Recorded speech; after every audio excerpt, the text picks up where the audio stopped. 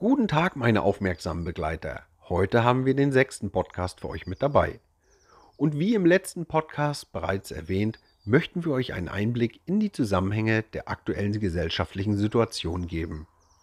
Innerhalb des letzten Jahres haben wir versucht, unsere Wahrnehmung mit euch zu teilen, unsere Eindrücke der Umgebung mit einer größtmöglichen Breite abzubilden. Unsere Zuschauer haben diverse Perspektiven auf unsere Videos, wenn man den Statistiken von YouTube glaubt. Die Interessen an bestimmten Zeitabschnitten in den Videos variiert sehr stark. Das zeigt uns aber, dass wir auf dem richtigen Weg sind, die Daten möglichst breit abzubilden und damit auch das Interesse Einzelner anzusprechen. Und so teilen wir unsere Eindrücke der Rhön, eine Mittelgebirgs- und Hügellandschaft, gemischt mit deren Tälern und Ortschaften, die ein so abwechslungsreiches Gesicht hat, welches sich bei unterschiedlichen Wetterlagen immer wieder verändert. Die Tiefe der Landschaft erzeugt jedes Mal bei uns wieder ein Gefühl von Ehrfurcht. Bei unseren Erkundungsflügen haben wir festgestellt, dass die Umwelt maßgeblich durch den Menschen manipuliert wird. Wir möchten hinterfragen, warum der Mensch genau diese Art der Manipulation gewählt hat. Die Umweltmanipulation, beispielsweise Rohstoffsuche, hat Ursachen. Also warum werden Rohstoffe gesucht? Um einen Markt zu bedienen, der nicht für Sparsamkeit und Nachhaltigkeit wirbt. Auch wenn ein langsames Umdenken stattfindet, geschieht das nicht aus Nächstenliebe, sondern wir wandeln auf den Wegen des Kapitals und einer repräsentativen Demokratie. Da wir nicht die einzigen Menschen sind, die unsere Welt kritisch betrachten und wir das Rad nicht neu erfinden werden, beziehen wir uns immer wieder auf externe Recherchen und verlinken diese auch in dem Podcast als Basis möglicher Diskussionen. Wir möchten verstehen, wie sich der Mensch innerhalb der Gesellschaft entwickelt hat und mit welchen Mechanismen die Manipulation durch das Kapital einhergeht. Der Kapitalismus durchdringt die Gesellschaft, aber woher rührt der Kapitalismus? Ist der Kapitalismus natürlich entstanden?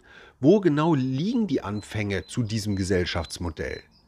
Wir alle sind Teil dieses Systems, daher sollten wir wissen, woher wir kommen und warum wir sind, wie wir sind.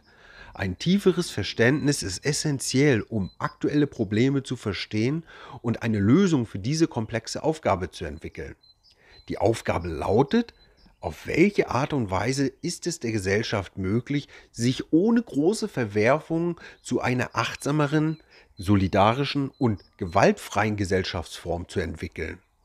Hier möchten wir den Hinweis auf eine Sendereihe der Arte Doku Der Kapitalismus geben. Wir verlinken euch die Doku im Beitrag. Die Entdeckung Amerikas war offenbar das Gründungsereignis des Kapitalismus. Eroberung und Besiedlung der neuen Welt durch Konquistadoren, die Kapital schlagen durch Ausbeutung der Ressourcen. Gold, Silber, Baumwolle, Tabak. Konquistadoren waren Unternehmer, die große Risiken eingehen, um aus dem Nichts etwas zu erschaffen und Geld zu generieren. Einer von ihnen, Hernán Cortés, ein Konquistador der spanischen Krone, war hoch verschuldet und setzte damals alles auf die Expedition in die neue Welt. 1519 eroberte Cortés Tenochtitlan und verteilte die Beute, aber die Soldaten bekamen kein Geld, sondern sie verschuldeten sich seiner Ansicht nach durch die Kosten der medizinischen Versorgung, den Ersatz von Waffen und Rüstung. Die Soldaten waren empört, kurz davor Cortés zu lynchen. Er sagte, dass er ihnen keine Schulden erlässt. Dafür gewährte er ihnen ein 10-jähriges Schuldenmoratorium. Er schickte die Männer aus, um die Provinzen zu beherrschen, die dann wiederum zu raubgierigen Gouverneuren wurden. Die zukünftigen Gouverneure fühlten sich betrogen und erniedrigt, da sie ein ganzes Jahr für Cortés kämpften und nichts bekamen. Diese Wut und die neu unbegrenzte Macht entfesselte die Raubgier. Die Beziehung zwischen den Unternehmern, also Krieger, die Abenteurer oder auch Konquistadoren, und den Finanziers, die ihre 5-7% Gewinn erwarteten, ist wohl die Grundlage unseres modernen ökonomischen Geldsystems.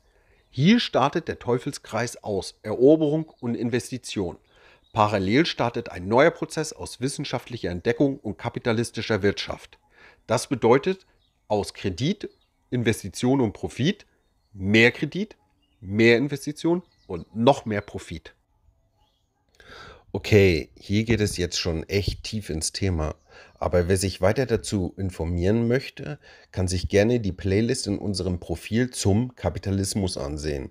Wir möchten an dem Beispiel aufzeigen, wie wichtig es ist, gut informiert zu sein, um retrospektiv gute Entscheidungen zu treffen.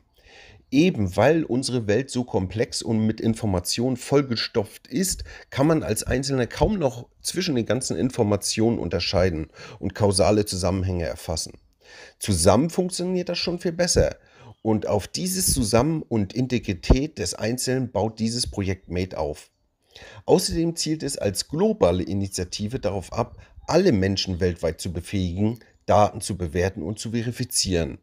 Es soll eine positive Auswirkung auf die Qualität von Informationen haben und die Verbreitung von Fehlinformationen eindämmen. Wenn Menschen aufgrund ihrer Expertise und ihres Wissens dazu in der Lage sind, Informationen zu bewerten und zu verifizieren, sollte dies dazu beitragen, das Vertrauen in die Information zu stärken und Fehlinformationen zu reduzieren.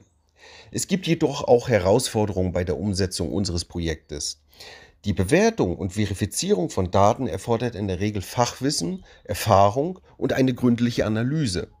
Im ersten Step setzen wir auf einen Wert, der relevante Ergebnisse liefern soll und eine Tendenz zu validen Daten liefert.